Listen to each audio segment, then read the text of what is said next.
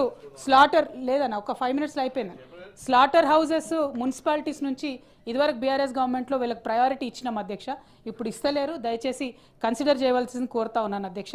అట్లానే పద్మశాలీలు ఉన్నారు అధ్యక్ష, మొన్ననే సీఎం గారు కూడా వారి యొక్క పెద్ద సభకు వెళ్ళొచ్చినారు అధ్యక్ష. పద్మశాలీలకు రాజకీయ అవకాశాలు ఇవ్వాలనేది ప్రధానమైనటువంటి డిమాండ్గా ఉన్నది. అట్లానే మీరు కామారెడ్డి డిక్లరేషన్లో చెప్పినట్టు 90% సబ్సిడీ పవర్లూమ్ హ్యాండ్లూమ్ పరికరాలకు ఇస్తామని చెప్పినటువంటి 90% సబ్సిడీ కూడా ఇవ్వవలసిందిగా రిక్వెస్ట్ చేస్తున్నాను అధ్యక్ష. అట్లానే మా యాదవ్ సోదరులు ఉంటారు అధ్యక్ష, వాళ్ళందరూ ఎప్పుడు మరి రెండో విడత గొర్రెల పంపిణీ చేస్తారా అని చెప్పి వెయిట్ చేస్తున్నారు. 15 నెలలైంది, 15 గొర్రెలు అంచలే ఇంతవరకు, కొద్దిగా దాని మీద ఆలోచన చేయవలసిందిగా ప్రభుత్వాన్ని కోరుతున్నా అధ్యక్ష. అట్లానే మా కుర్మ సోదరులు ఉంటారు అధ్యక్ష, వాళ్ళందరూ దొడ్డి కొమరయ్య విగ్రహం ట్యాంక్ బండ్లో పెట్టాలనేటటువంటి డిమాండ్ చేస్తూ ఉన్నారు అధ్యక్ష. దాని మీద ప్రభుత్వం సీరియస్గా ఆలోచన చేయాలని చెప్పి కుర్మ సోదరులందరి తరఫున నేను కోరుతా ఉన్నాను అధ్యక్ష. అట్లానే అధ్యక్ష రజక సోదరులు ఉన్నారు అధ్యక్ష, వీళ్ళంతా చాకల ఐలమ్మ గారి వారసులు, వీళ్ళందరికీ ఈ ప్రభుత్వం ప్రామిస్ చేసింది అధ్యక్ష. 10 లక్షలతో లాండ్రోమాట్స్ ఇస్తామని చెప్పి యువతకు ప్రామిస్ చేసినారు అధ్యక్ష. అట్లానే ధోబిఘాట్ల ఆధునీకరణ చేస్తామన్నారు. అంతేకాకుండా ఇప్పుడు రజకులందరూ కూడా ఎస్సీలలో చేర్చాలనేటటువంటి డిమాండ్ ఒకటి ఉంది అధ్యక్ష. వారిని డివేట్ అవ్వట్లే అధ్యక్ష, ప్లీజ్ దయచేసి బీసీలో అయిపోతుందన్న, మీరు ఇంటరప్ట్ చేయకపోతే 2 మినిట్స్లో అయిపోతుంది. రజక సమాజం ఎస్సీలలో చేరాలని డిమాండ్ చేస్తుంది అధ్యక్ష, దాని మీద ఆలోచన చేయవలసిందిగా ప్రభుత్వాన్ని కోరుతా ఉన్నాను అధ్యక్ష. అట్లానే ముదిరాజ్ సోదరులు ఉన్నారు అధ్యక్ష, మరి ప్రభుత్వం పేపర్లకు ఇచ్చినటువంటి లీకుల ద్వారా లార్జెస్ట్ కమ్యూనిటీ ఇన్ బీసీస్ ముదిరాజులు అని చెప్పి పేపర్ లీకుల ద్వారా తెలిసింది, ఎందుకంటే మీరు కరెక్ట్ డేటా ఇవ్వలేదు కాబట్టి.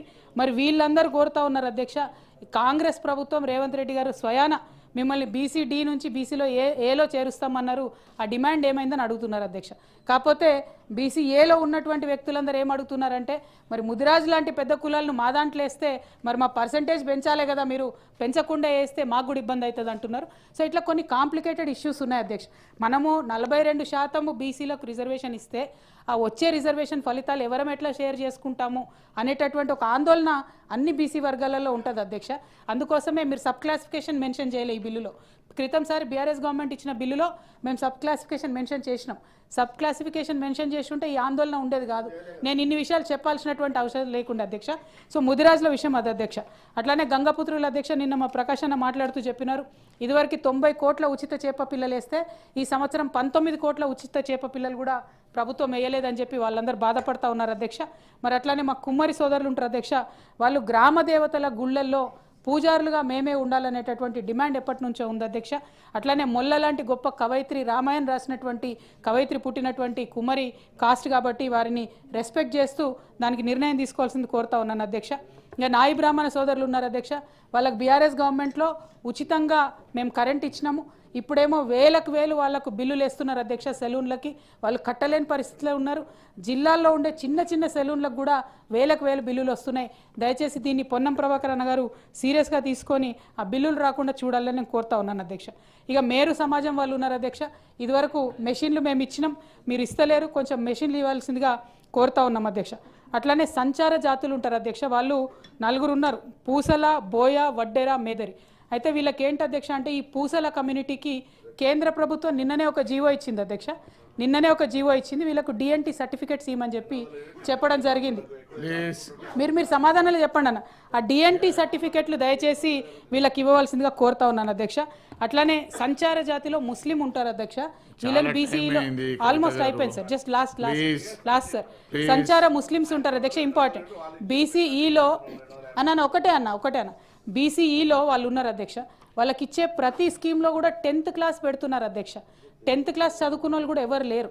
దయచేసి ఆ నిబంధన తీసేసి అవసరం ఉన్న వాళ్ళకు ఇచ్చేటట్టుగా వాళ్ళకి స్కీమ్లు డిజైన్ చేయవలసిందిగా నేను తమరి ద్వారా కోరుతా ఉన్నాను అధ్యక్ష. ఇక ఎంబీసీలు చాలామంది ఉన్నారు అధ్యక్ష, చాలా కమ్యూనిటీస్ ఉన్నాయి, 36 కులాలు ఉన్నాయి, వాళ్ళకి సపరేట్ మినిస్ట్రీ పెడతామని చెప్పి మీరు చెప్పినారు అధ్యక్ష. సపరేట్ మినిస్ట్రీ ఎంబీసీకి పెట్టవలసిందిగా నేను కోరుతా ఉన్నాను అధ్యక్ష.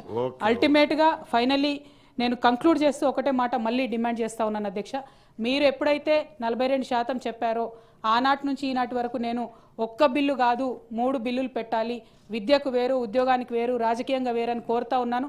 మీరు 2 బిల్లులు పెట్టినారు. దాంతో లిటిగేషన్ కొంత తగ్గుతుంది. రాజకీయంగా ఆర్టికల్ 243D అండ్ 243T ద్వారా మీరు ఢిల్లీకి పోయే అవసరం లేకుండా లోకల్ బాడీస్లో ఇక్కడ డైరెక్ట్గా రిజర్వేషన్ ఇచ్చుకోవచ్చు. కాబట్టి రాజకీయంగా మీరు పెట్టిన 42% బిల్ ఏదైతే ఉందో దాన్ని ఢిల్లీకి తీసుకెళ్తామని చెప్పి మాత్రం మభ్యపెట్టొద్దు. దానికి 50% క్యాప్ అప్లై కాదు. అదేవిధంగా ఇదివరకు మేము హైదరాబాద్లో లోకల్ బాడీ ఎలక్షన్లో మహిళలకు రిజర్వేషన్ 50% పెంచినప్పుడు దానికి 243T అండ్ 243D ద్వారా అప్లై చేసినాము అధ్యక్ష.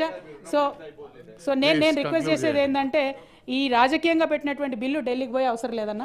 ఎంప్లాయ్మెంట్ అండ్ ఎడ్యుకేషన్లో ఉన్న బిల్లుకి సంబంధించి అది ముందుకు వెళ్ళాలి అధ్యక్ష. అట్లానే మళ్ళీ కోరేది ఒకటే అన్న, ఈ ప్రయత్నం ఏదో మేము చేతులు దులిపేసినాం, కాంగ్రెస్ పార్టీ మేము ఇక్కడ బిల్లు పాస్ చేసినాం, మిగతా అంతా బీజేపీదే బాధ్యత అన్నట్టు కాకుండా చాలా సీరియస్గా లీగల్ కాంప్లికేషన్స్ లిటిగేషన్స్ వచ్చినప్పుడు ప్రభుత్వం తరఫు నుంచి గట్టిగా ఫైట్ చేయాలని కోరుతూ ఈ అవకాశం ఇచ్చినటువంటి తమరికి కృతజ్ఞతలతో ముగిస్తున్నాను అధ్యక్ష.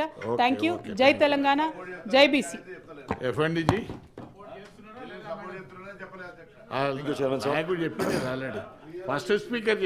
I take the opportunity to speak on Telangana backward classes, scheduled caste and scheduled tribe, reservation of seats in educational institutions and appointment or post in service under the State Bill 2020. Record చెప్తున్నది please. అరే మీరు వినరు, ఆమె అభినందిస్తుందని చెప్పింది.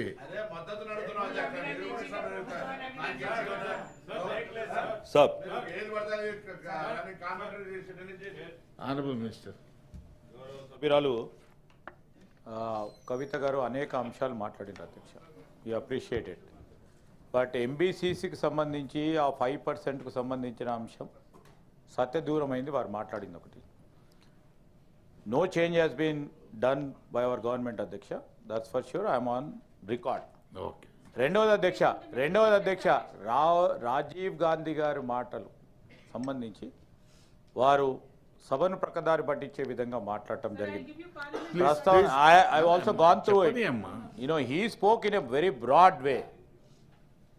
Classless society చేయాలి, ఏ విధంగా హేస్టీగా చేయొద్దు, ఏ పద్ధతిని కూడా హేస్టీగా చేస్తే అనేక అంశాలు ముడిపడి ఉంటాయి ఈ దేశానికి సంబంధించి అని స్పష్టంగా బ్రాడ్గా మాట్లాడటం జరిగింది. I'm getting all the record madam. మూడో అంశం అధ్యక్ష, వారి ప్రభుత్వ హయంలో 10 సంవత్సరాల కాలం పాటు వారు ఏ వర్గాల గురించి అయితే మాట్లాడినరో వారికి న్యాయం జరగలేదని వారు స్వతహాగా చెప్పినరు. ఇప్పుడు 14 నెలలు గడిచింది. మేము చేస్తూ ఉన్న మొదటి అడుగు వారికి న్యాయం చేయాలని. అందరికీ అన్ని వర్గాలకు సంబంధించి వారు ఈరోజు అన్ని వర్గాల గురించి మీరు ఇచ్చిన అవకాశంలో అన్ని బలహీన వర్గాలకు సంబంధించిన వర్గాల గురించి మాట్లాడిన చాలా సంతోషం. 10 సంవత్సరాల్లో వారికి న్యాయం జరగలేదని ప్రత్యక్షంగా పరోక్షంగా చెప్పినరు. మేము న్యాయం చేసే ప్రక్రియలో ఒక అడుగు ముందుకేస్తూ ఉన్నాం, దాన్ని సహకరించమని కోరుతా ఉన్నాం. మీరు మద్దతు పలుకుతా ఉన్నారా లేదో కూడా చెప్పలేదు.